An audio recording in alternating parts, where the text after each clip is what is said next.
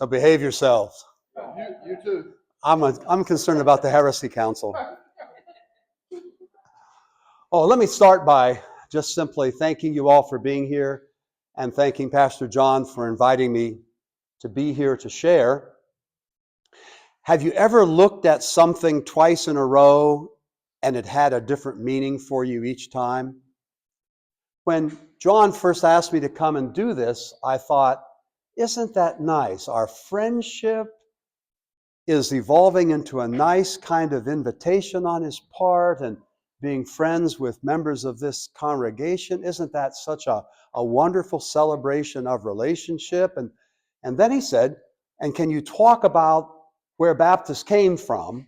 Can you give a brief history of Baptists? And I thought, I'm looking at that again. And to do all that in really less than an hour now, that's not something nice he has done. He's being very, very, very mean. And instead of this being something to celebrate friendship between me and this congregation, what I'm discovering is he's actually punishing me. I think that's what it's come down to. So what we're going to do tonight in the time we have is twofold.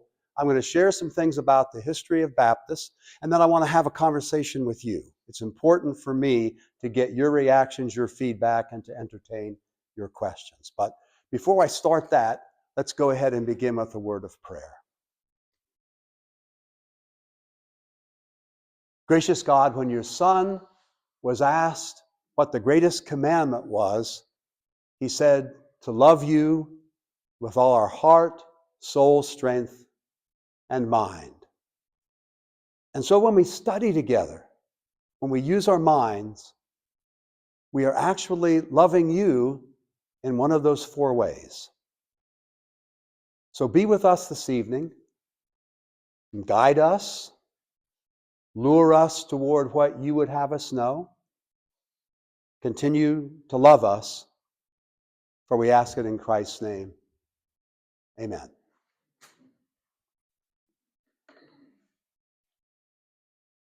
Well, Baptist history, a brief overview, because we could spend an entire college semester.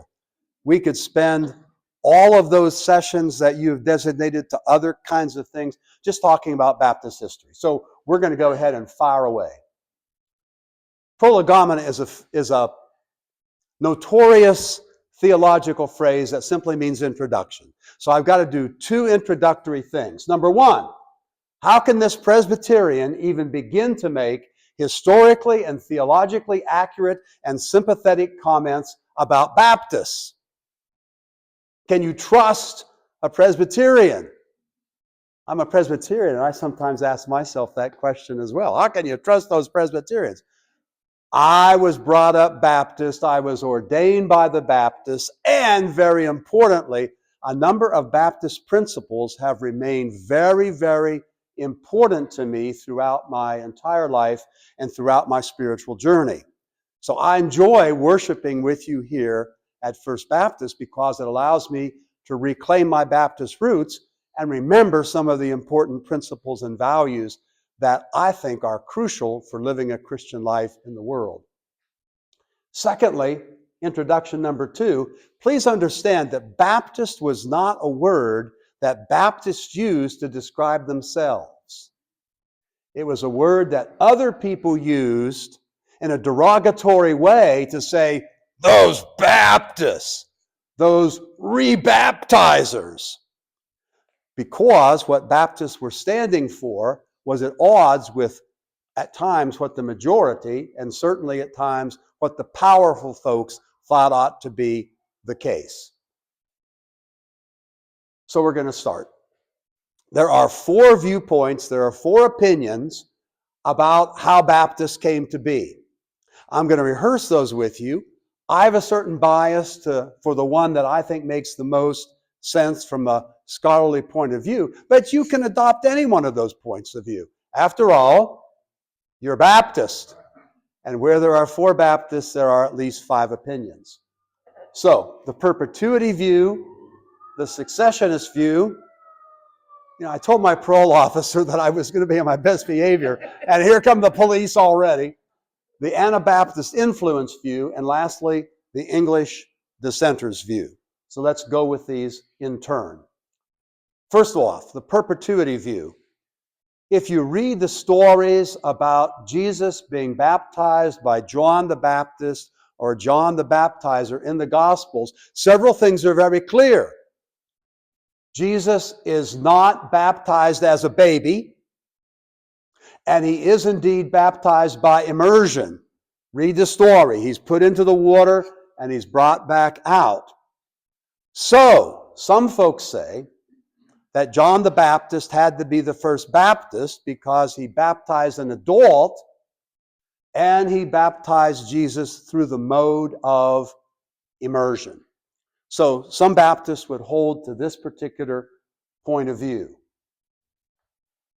But of course, with each of these views, there's going to be some kind of shortcoming. There's going to be some kind of criticism. So just because the same name is used, the Baptist tradition, John the Baptist or John the Baptizer, that doesn't necessarily mean that there's an organic link between the two.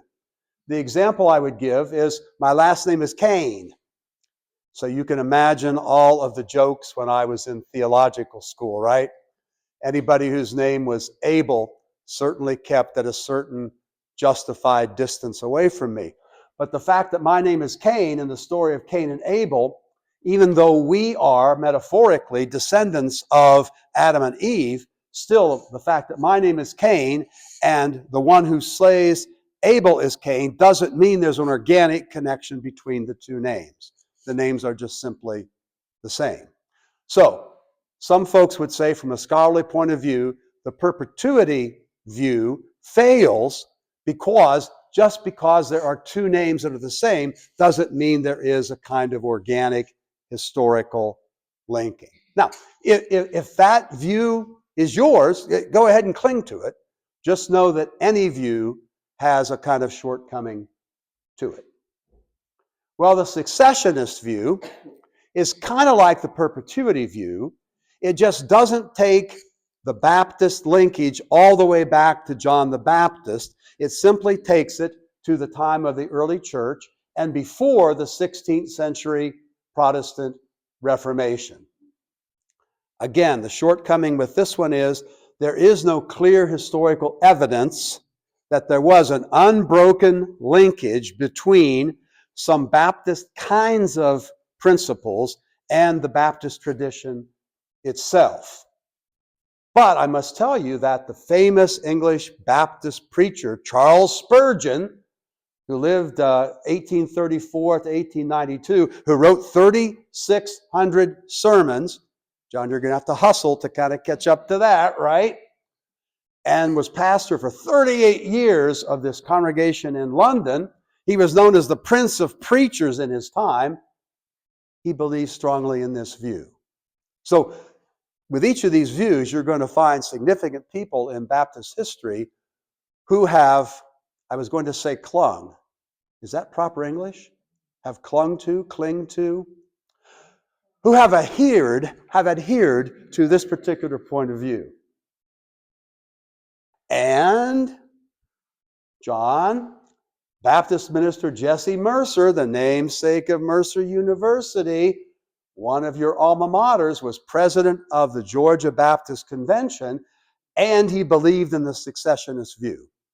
So if you're getting the sense that there are some significant people who believe that this was the origin of Baptists, then you're getting my point of view. This became serious stuff because the president of Southern Baptist Theological Seminary, William Whitsitt, was pressured to resign in the late 19th century because he didn't feel there was adequate scholarship to warrant adopting this particular point of view. So he didn't believe in the successionist point of view, and they pushed him out the door and said, you can't be president of Southern Baptist Theological Seminary in Louisville anymore.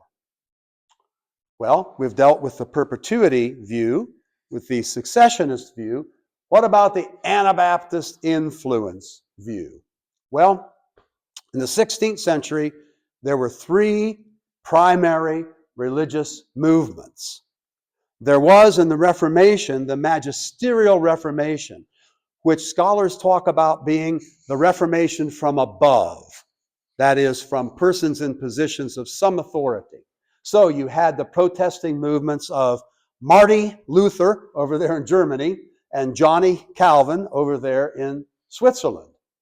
Then you had the radical Reformation, which was the Anabaptists. Anabaptists are Mennonites and maybe a more conservative offshoot of Mennonites, that would be the Amish. Then you had the third movement being the Counter-Reformation, because Catholicism, Roman Catholicism, did not simply stand by idly when there were these protesting movements. They also got together and they came up with a response.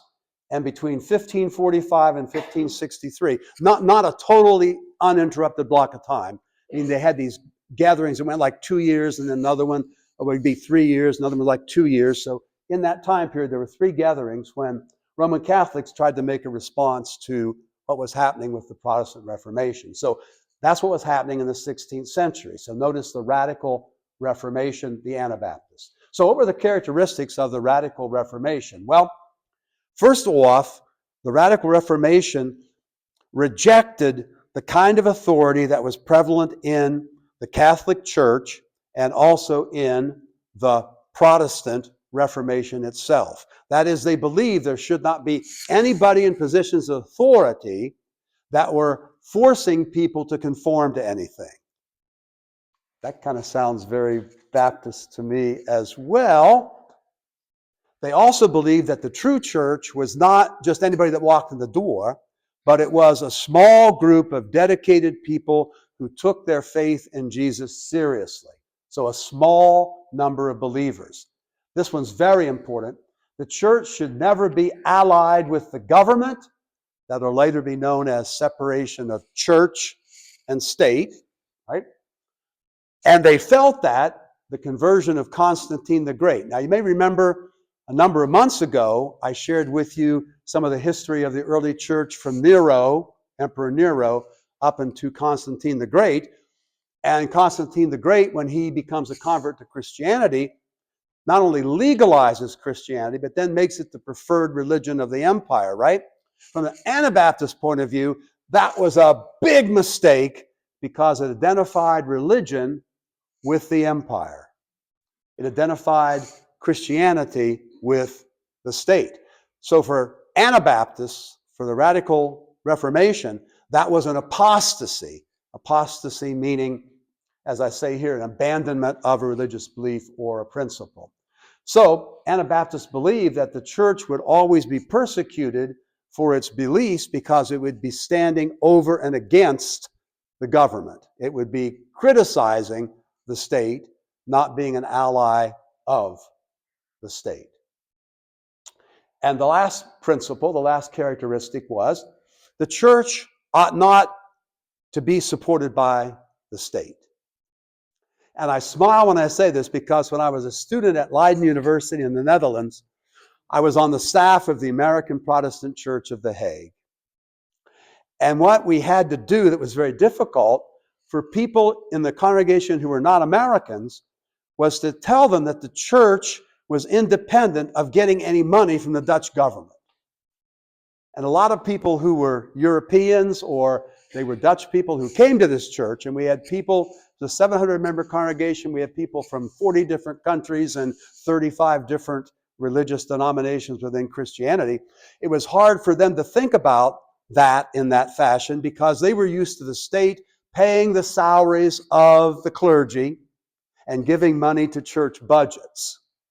And we had to say, no, that's not the way it works in the United States, and it's not the way it works with the American Protestant Church. So if you think Cliff Cain, that part-time person who's a student at Leiden University and works with our young people on Sundays, if you think he's getting paid by the Dutch government, you got to think it coming. He's getting that little bit of money, those few Dutch guilders, now it'd be euros, but back then Dutch guilders, from a budget that's raised by having people from the congregation support the congregation itself. So, in my opinion, three times very Jewish, right? In my opinion, the Baptist tradition is analogous related to the Anabaptists, but it's not organically related. There are some similarities, but I can't find any kind of unbroken lineage or linkage between the Baptist tradition and the Anabaptists. However, again, there are famous people who think this particular point of view, the Anabaptist view. The historian Philip Schaff, who in the 19th century wrote, oh my gosh, did you have to read that when you were a student? Oh, God was gracious to you. It was 9 or 8 volumes of stuff. It was so thick. He was an incredible scholar, but he argues in volume 1, and I looked this up to make sure that I remembered correctly. He said there was a clear connection between the Baptists and the Anabaptists in terms of believers' baptism, soul liberty, and the separation of church and state. So Philip Schaff, God rest his soul, would disagree with me on this one. My point of view would be this. As an archaeologist, I can say there are pyramids in Egypt, and there are pyramids in Mayan Mesoamerica. Was there an influence, was there contact between the Egyptians and the Mayas? It does not appear there was, especially not in the ancient world. But you still have pyramids. So how could that be? Well, from an archaeological point of view, it could be because the way you build tall buildings is you start out with a rectangle at the bottom, then you place on top of that a smaller rectangle, on top of that a yet smaller rectangle, on top of that a smaller rectangle, on top of that a smaller rectangle. You get the pattern, and you can build a very tall structure. So it's a principle of architecture, if you will, that's the way you'd learn how to build something tall. It would just simply evolve in Egypt, with the pyramids outside of Giza being 400 feet tall, and the Maya pyramids, say, of Yucatan or Guatemala or Belize being only 100 feet tall. So you see where I'm going with this? So the fact you'd have pyramids there and pyramids somewhere else doesn't mean there's necessarily a connection between the two. That's just the way you would be able to build tall buildings. Okay, the last view, remember, perpetuity, successionist, and the Anabaptist analogy influence kind of view. The last one is the English dissenters view, and there is a consensus among modern scholars that this view is the most persuasive. So, to discuss that with you, I got to say a few things more about the 16th century Protestant Reformation. I already mentioned that Martin Luther in Germany and Johnny Calvin in Geneva. If you add in Ulrich Zwingli over there in Zurich, you've got some of the key figures of the Protestant Reformation. And 3 principles came out of that Reformation. And of course, scholars like to refer to them largely in Latin terms. So sola fide, or only faith, or faith alone. Sola scriptura, the Bible alone, and then the priesthood of all believers. You probably know some of these terms already, but for the sake of making sure all of us are on the same page, I'll just say sola fide was basically saying, look, as people of faith, the most important thing is your faith commitment. And your good works follow forth from your faith commitment. But the faith commitment is the basic thing, right? And then if you're a Christian, people ought to know that, because you're a decent human being. You do good things. You do good works. But faith alone, that is sola fide, is primary. Then the Protestant Reformation wanted to say sola scriptura is really important, because in matters of faith and practice, that is, in matters of what we believe and in matters of how we practice our faith, the Bible is what informs us. The tradition, that is, the early church fathers, pronouncements from the Vatican, those might be interesting, but they're not binding upon you the way that the Bible is binding upon you. Making some sense? So you turn to the Bible and the Bible alone, sola scriptura, only the Bible alone, for guidance in belief and in practice. And finally, the priesthood of all believers. That is, you don't need John Ulrich to lead you in a prayer, because you know what? You can pray that prayer on your own. Now, his prayers are very nice, but they're not the only avenue that you as an individual Christian have to God. You can pray for yourself. And something very important to me, I can pray to God and ask for forgiveness. And I need a lot of that. So as a consequence, the fact I can do that, rather than needing to turn to John or to some other member of the clergy to intercede in my behalf. No. We're all priests. Martin Luther said once in his writing, you're all little priests. You're all little priests. And then, of course, there are priests and pastors, but you're all priests. I will continue. So we go to jolly old England, and you've got Henry VIII. Remember that song by Herman and the Hermits? For those of you who are my age, I'm Henry VIII, I am. I got married to the widow next door. She's been married 7 times before. Every one was an Henry. She wouldn't take a Willie or a Sam. I'm her 8th old man, I'm Henry VIII, I am. Well, okay, Henry VIII has a dilemma. He's married to Catherine of Aragon, but there's this hot babe, Anne Boleyn. And he wants this hot babe, Anne Boleyn. I'm taking some liberties with the description of the text in historical records, but as far as I can tell, Anne Boleyn was a hot babe. So he needs to be able to get a divorce. The Pope says, we're not going there. So what Henry does is he simply cuts off the Catholic Church in England from the authority of Rome. So it becomes, if you will, in a sense, the Catholic Church of England, but without Roman connections. That gets then renamed the Anglican Church, or the Church of England. When the Church of England or the Anglican Church comes to these cheer United States of America, as my grandma would say, it becomes the Episcopal Church. Kind of following the way this goes? Okay. But all wasn't hunky-dory in the Anglican Church in England. There were issues about how you interpret certain things in the Bible. What about this business of baptizing babies versus baptizing adults? What about believers' baptism? What about corruption among the hierarchy of the church?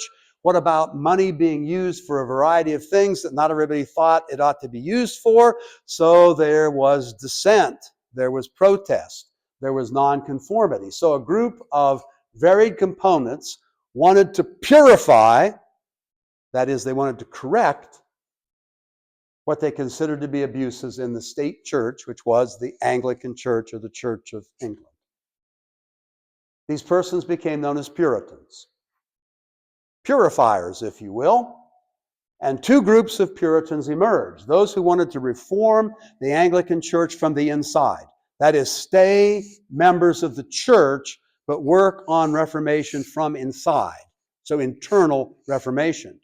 Then there were those who said, it's so corrupt, I think we have to really form our own tradition outside of that, and we could maybe reform it from the outside, not the inside, and those were the Pilgrims. So major issues of dissent were what's now called credo baptism, that is, believers' baptism. Credo, the word for belief, right? Credo baptism versus baptizing babies. The actual mode of baptism, are you going to do it by immersion? When I was immersed as a teenager, we called it being dunked. So was I going to be dunked, or was I going to be poured water on? That's effusion. Or was I going to be sprinkled, like we Presbyterians do? And that's aspersion. And then lastly, an issue was local church autonomy. Could the local church call the shots on things that mattered to the local church, or was there a larger judicatory that basically said, here's what you're going to do, here's how it's going to work? Now, Puritans were also known in the literature, so if you read this for yourself, please note, they were known as nonconformists, they were known as dissenters, and they were known as separatists. Got that? So, Puritans, Pilgrims, nonconformists, dissenters, separatists, pretty much synonymous kinds of terms. So, the plot thickens. Some English dissenters go into exile in 1608 to Amsterdam, led by John Smith and later Thomas Helwys. Why Amsterdam? I loved being a student in the Netherlands.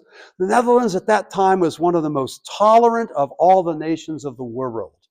And people who were being persecuted religiously or politically elsewhere, they flocked to the Low Country, that is, the Netherlands, Holland, if you will, or as we say in Dutch, Nederland, Nederland, right? They flocked there. So you'd get like a philosopher, John, like Baruch Spinoza, for example, who was Jewish, who was being pressured by the Inquisition to convert to Christianity. He's not going to stay where he is. Where does he run? He runs to the Netherlands. Or someone like René Descartes, who questioned the biblical account of creation and said, how could this be 6 periods of 24 hours? That doesn't seem like it would be long enough to be able to produce the world that is. And so he was going to be persecuted. So where does he run? He runs to the Netherlands. So some of these dissenters are being persecuted in England because they're not going to maintain the official party line being the Anglican Church, right? The Church of England, the state church. So they zip to Amsterdam in the early 17th century. So in 1609, these dissenters, nonconformists, separatists, they baptized believers, believer baptism, in the church in Amsterdam. And this is believed by adherents to this particular point of view to be the beginning of the Baptist tradition. 1609, when these persons are baptized in Amsterdam. Well, I wish it were only that less complicated. It gets more complicated. In 1612, Thomas Helwys takes the church back to England, where it becomes known as the General Baptist Church. It's located in East London. But he's published the year before, in 1611, the first Baptist Confession of Faith, sometimes called a Declaration of the Faith of English People, sometimes called the Helwys Declaration of Faith. Well, why am I rehearsing this with you? Because one of the key features of that confession of faith was the separation of church and state. That the church and the state should be kept separate. The state ought not to be able to prescribe what people were going to be and do religiously. This is interesting too. I read that declaration again, and I had forgotten this, and it came back to consciousness for me. He believed that every group should have freedom of conscience, that the state should not be able to prescribe to any religious group of people what they believed or how they worshiped or what they had to do or how they had to be. And that include not only Protestants, not only Baptist kind of folks, but Roman Catholics and Jews and Muslims and everybody else. Wow. That's pretty inclusive, isn't it? To say that anybody, regardless of their religious persuasion, ought to have the freedom of conscience to be who and what they are. Well, Thomas Helwys was put into prison by King James I. He died there at the age of 40. So, how did Baptists come to America? Once again, I can talk about my adopted country of the Netherlands. John Robinson moved 100 church folks from Amsterdam to Leiden, where I went to school. In other words, when the church moved back to England, not all those folks went. Right? So John Robinson moves 100 of the church folks from Amsterdam. Got to say it in Dutch. Amsterdam, right? To Leiden, where the congregation grows It triples. It's now 300 people. The church, this is very interesting to me, practiced infant baptism, but it dunked them. So they were trying to figure out exactly how to be faithful, right? And so they were thinking, well, we could baptize adults, but we could baptize infants as well. The mode becomes more important than when, as a baby or as an adult. So we're going to dunk them. So we're going to dunk everybody. But they did practice infant baptism, that is pedo baptism. The congregation was known as the Church of the Pilgrim Fathers. So in July of 1620, 125 members of the congregation sailed from Delfshaven to England on a boat called the Speedwell. Then in September of the same year, 35 of them leave Plymouth, England, for America on the Mayflower. So the passengers were all separatists. Obviously, some of them were Baptists. Now, several of you have been in my home for dessert, and I offer pies because I'm a terrible cook, and I'd never want to kill you by inviting any of you ever for dinner, but I do make pies. And so some of you have been in my house to have some desserts, to have some pies. And in my dining room, you've seen a large kind of, how would you translate it? I guess hutch or sideboard. The word in Dutch is kast, K-A-S-T. Guess where I bought that when I was leaving Holland? The Church of the Pilgrim Fathers, Ben. That's where I grabbed it. The congregation wanted to give me a farewell gift, either because they liked what I did or they were glad I was leaving, but I went ahead and they had 3 of those sideboard hutches, casts, in the fellowship hall of the Church of the Pilgrim Fathers, and I bought one of them. And it's huge, and I was able to kind of ship it back. So when I read once again about the Church of the Pilgrim Fathers and John Robinson, blah, blah, blah, blah, my heart once again got warmed. So here we go.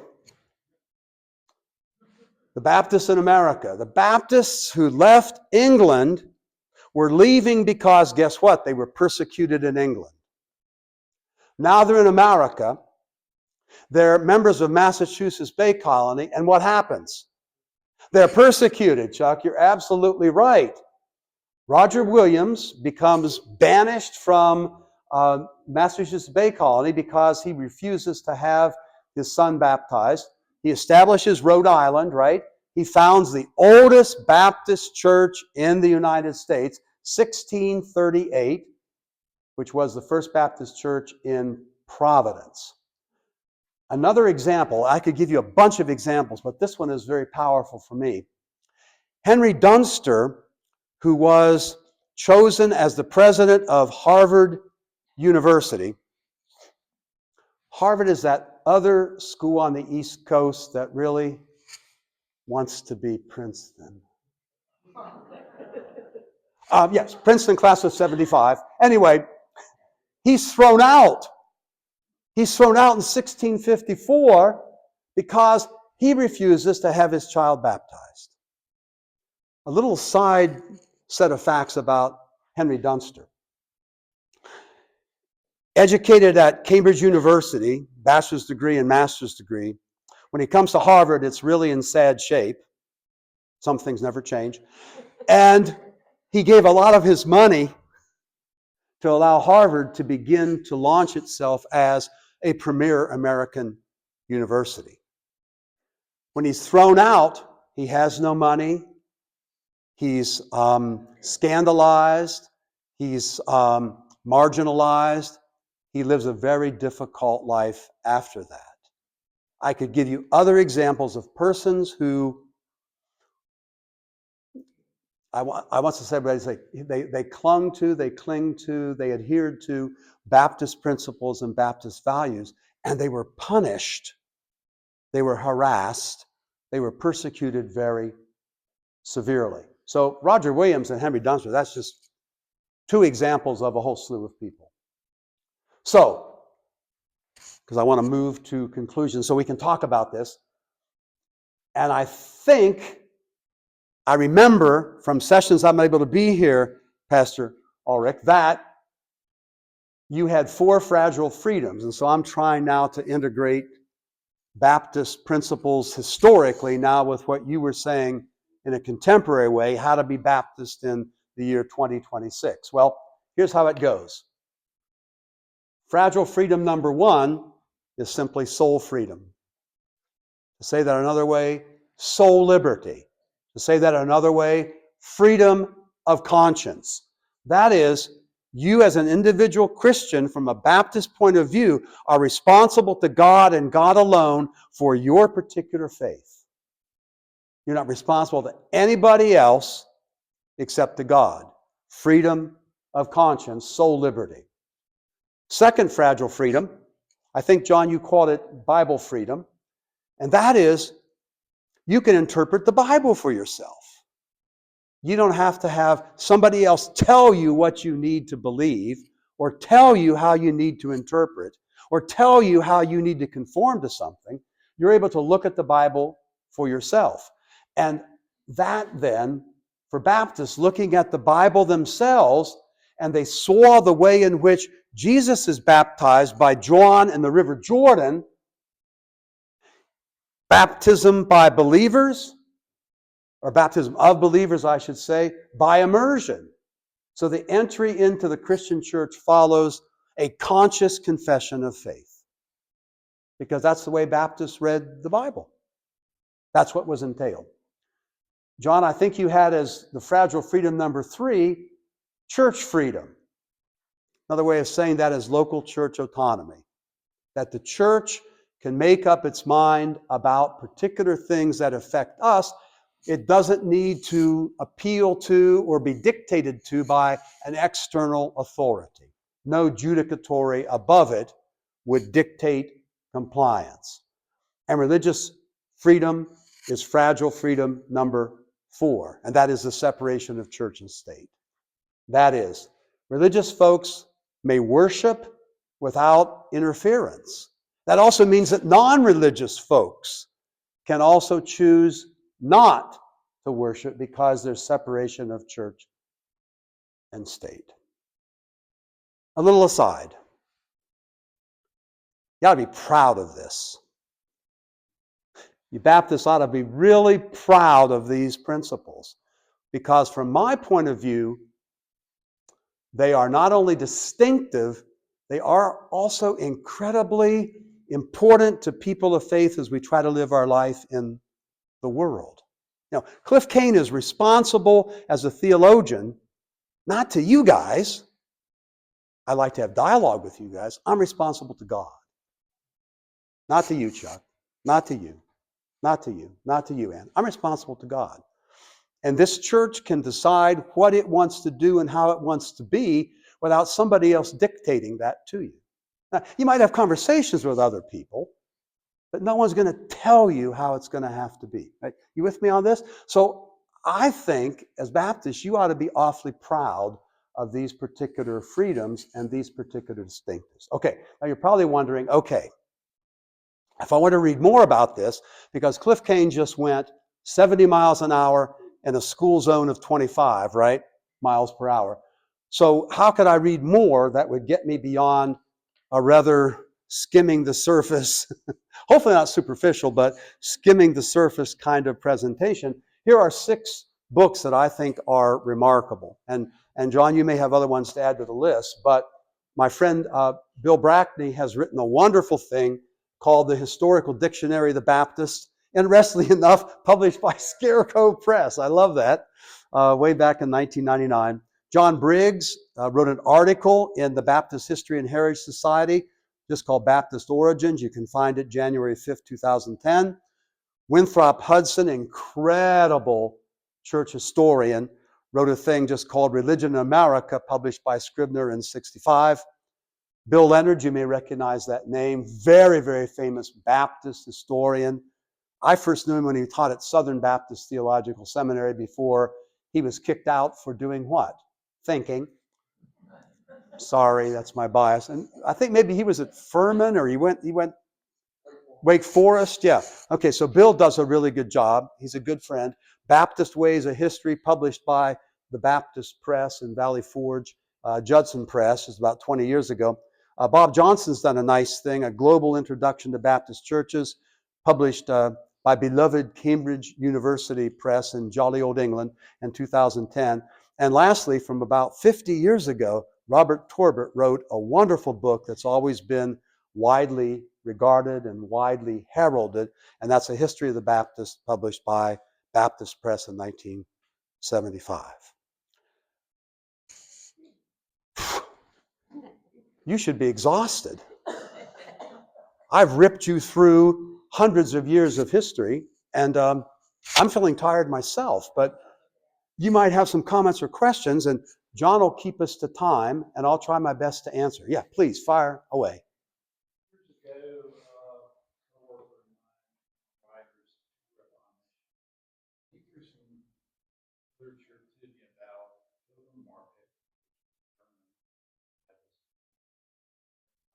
Yeah.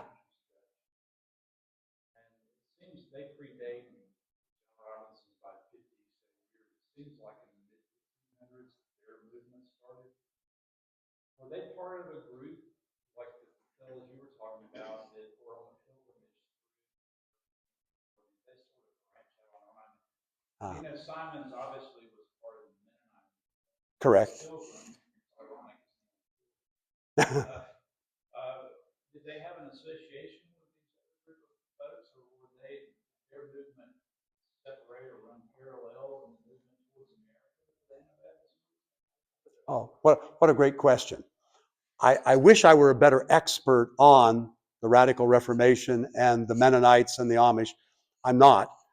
You got to see that as a movement that bubbled up from the ground up. You know, the Lutherans and the Presbyterians and others in the Magisterial Reformation were from the top down. They were this way. The Radical Reformation bubbles up like this. So were there conversations among some of these groups? Yes. Did people move among them? Oh, yes. As a matter of fact, John Smith, you may remember in 1609, established the church in Amsterdam. Maybe you noticed he didn't move the church back to England. That was Thomas Helwys. The reason for that was he was in conversation with the Mennonites because he was feeling maybe they had a better kind of picture of the way faith should be played out.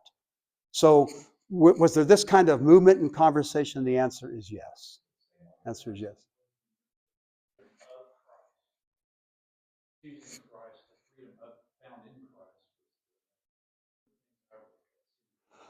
You know that passage from Galatians chapter 5. For freedom, Christ has set us free, right? For freedom, Christ has set us free. That became one of the hallmark passages of that particular group. That in Christ, we're free. We're not free, just freedom not in terms of license, but freedom as it seems to be portrayed for us in the figure of Jesus. In the figure of Jesus. Yeah. Dr. Cain, please. You did a fabulous job of stating over hundreds of years. Very impressive. I would hate to take a pop quiz just now. I'd hate to give one. I don't want to take it. It seems like to me, if you look at all of these things that occurred, all of these movements, what you get is a lot of conflicting views. People who become very adversarial, and it leads to splintering and splintering. Even in our little town today, we all know a bunch of the Methodists who failed and went to South Main Baptist, and the Episcopals who became Anglicans, and even in our own little church, I know John addressed stylistic differences often come to that. It seems to me that that whole history suggests a positive for just having a church. Martin Luther King had one pew, one priest, sit in the pew, follow what's being said, don't depart from it. Otherwise, that makes sense. It does. Here comes the rub. Here comes the rub. As Baptists, you are responsible to God for what you believe and what you do. I love that. That's very individual. But then it comes time to figure out whether a group of people can all share that particular point of view to what extent. And I think there are 100 different Baptist groups today. When I was growing up Baptist, there were 26. There were 26 sub-denominations within the Baptist tradition. Because if you're going to say freedom before God, then that means where there are 4 Baptists, there are probably going to be 5 opinions. So can you find enough to cling together as a group? Like, well, think about this church. Think about First Baptist Greenwood.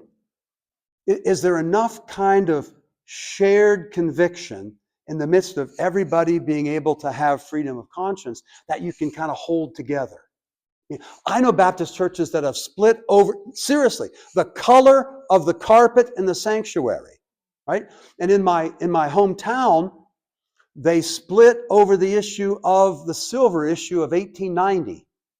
Gee, something I worry about all the time here in 2026. No, it was, do you keep the gold standard? Do you switch to silver? Yes, no, maybe. And churches split over that. So is there enough that you can hold in common that can allow you to be a worshiping community where diversity can still be the case, but you've got enough in common to have a commitment that enables your church to thrive? That's how it gets worked, right? So can you have unity amidst diversity? I believe you can. I believe you can. But it gets a little bit tricky when there are certain issues that kind of pull us apart. And think about that. Historically, what was one of the issues that pulled the Baptist church? Slavery. Slavery. And I've read sermons by Baptist ministers in the North and in the South, and they were different sermons, based on the same biblical texts and trying to figure it all out, right? Or women's suffrage, giving women the right to vote, very divisive. Vietnam, very divisive. Gay and lesbian concerns today, very divisive. Or the thing that prompted me in Missouri to become Presbyterian, because there weren't any Baptist churches like yours where I lived, was what's the role of women? Can you have decision-making power in the life of the congregation? Or can you only make cookies for fellowship hour? And when I realized that it was the latter for all the Baptist churches in central Missouri, I have to go 2 hours to St. Louis or 2.5 hours to Kansas City to find a congregation like this. I said to myself, I've got a daughter who's a doctor, and I just simply cannot look her in the face and have her think that I'm a member of a church where she could not have a significant role in the ministry and the mission of a congregation. So these issues do pull us. But is there enough in our common commitment to Christ to hold us together? Now, does that mean that Chuck and Ben are always going to agree about things? I would hope not, because Chuck, I know you, and I'd be really concerned about Ben. So, but can you, as brothers in Christ, find that Christian commitment that you stand before God with your freedom of conscience, maybe having different political points of view, maybe even root for different athletic teams? I mean, God forbid, here in the upstate of South Carolina. I came to town, they said, what's your name, where are you from, what church do you go to, and what team do you root for? It became very clear it ought to be Clemson with the people who were asking me. My pastor, who was a South Carolina grad, he didn't go much for that. But so I guess I'm trying to say, I'm taking a long time to say it, is there enough that can kind of hold you together so you have a commonality of mission, and yet you can have differences of opinion? I think it can work, but sometimes it's tricky. Yeah, Chuck, I picked on you, so now this is your opportunity for revenge. Just an observation. The freedom that we stress in Baptist life, it's in our DNA. It almost begs for that kind of splinter, because people are going to have the freedom to see and believe in different ways. And to me, the key for a group like this that has the freedom to believe and think independently is the willingness to tolerate tolerate a difference and to really be willing to cooperate together. Mm. Toleration and cooperation seem to me two hallmarks that help the Baptist church thrive. Yeah. If I might make a slight amendment, Sure. I think tolerance is the place to start, but it's not the place to end. If you have tolerance, then maybe you can have understanding, and then maybe you can have respect. Yeah. And I'm thinking that tolerance may not quite be enough. And I'm thinking even now, when my kids come together for Thanksgiving, my son, Notre Dame, my daughter, Ohio State, my son, a Trumper, my daughter can't stand Trump. It's really exciting around the Thanksgiving table. And I'm just sitting there feeling like I need a whistle and a striped shirt so I can be a referee. But here's the key, Chuck. We love each other. And that's the key for this church. You got to know each other. You got to know people who are different from you, people who have different points of view, people who think A or B would be absolutely the way to go. Because then if you try to know each other, then you can try to understand each other. You can respect the point of view that's not yours. Well, by toleration, I meant you do understand or you give them the respect to believe Yeah. the way they do, you give them that same freedom. Yeah. And you're willing to cooperate with them. I like your definition of tolerance, because sometimes tolerance is, I'll just put up with Nan. No. And you're not saying that. So tolerance that would move toward that kind of respect, that kind of understanding, that's what you need. And I think if we're able to do that, especially in the life of this church, but any church right now, when what I see in the society is people at each other's throats all of the time over everything. The church ought to be, in my opinion, a model of how you work with conversation, how you move toward tolerance, respect, and understanding. We have to model that, because the society, I find little evidence for it right now. This is the worst divisive, polarized time in my life that exceeds everything that's come before. Slavery, women's suffrage, Vietnam. It just seems to me that politically we are at each other's throats all of the time, with little conversation, but a lot of condemnation. And to me, I'm sorry.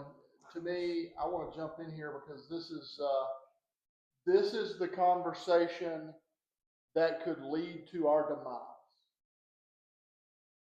Say why, John? When I don't see Cliff as a beloved child of God, when I see him as an enemy, Mm-hmm. when I see him as an idiot, when That, I see him, and that's easy to do, by the way. No, but the language that's being used in the world is counter to what we should practice as Christians. Correct. And so, as Christ followers. And so, one of the reasons I want to have this conversation as Baptists is because I believe in those four fragile freedoms. I believe in Cliff's responsibility and calling to live out who God is calling him to be. And I believe that all of you, even the South Carolina grads, are children of God and have worth because you are, period. And anytime I try to say, no, Jeannie doesn't have as much worth as I do, that's tricky space, right? We see it modeled everywhere else in America and even in the world where people can't, it's one thing to disagree and it's one thing to call each other names. Right. And what I want to call us toward as your pastor is toward a little bit of emotional intelligence, a different choice in language, and a little bit more grace. The newsletters just got printed and mailed. Mine got put in my box, so it's not in your mailbox yet. It's probably on the website.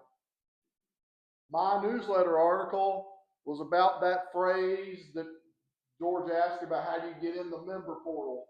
Grace and the world. We sit. My article was about a man who was pastor of Wyuka. Bill Self was pastor of Wyuka Road Baptist Church, and he used to talk about the fact that they sat at the corner of Peachtree in the world, and it was about their mission.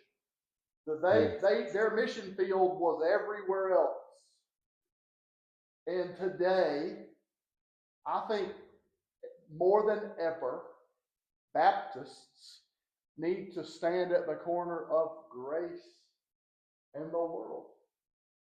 I need it as much as anybody else. And if I'm the only one that can dole it out, that's trouble. Right? Yeah. So let's see one another as children of God, and let's have disagreement. Let's have conversation. But in the end, let's worship together. I think that's key. The passage I'm thinking about is, John, do not be conformed to this world, but be transformed.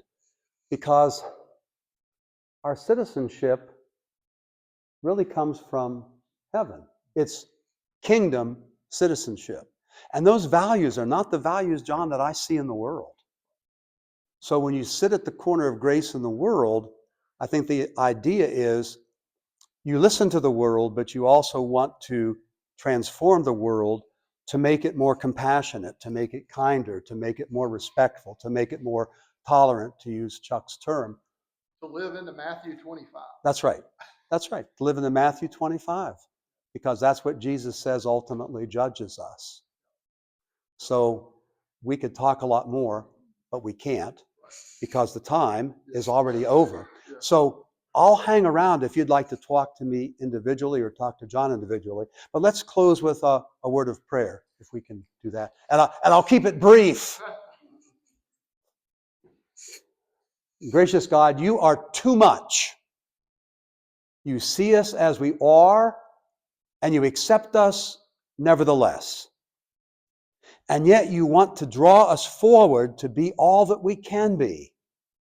So make us ambassadors of Christ's love. Make us emissaries of your grace. Make us persons who stand for something that is healthy and good for the world. Because that's what Jesus did. And we ask this prayer in his name. Amen. Thank you so much for being here. Will you come back again sometime? Of course.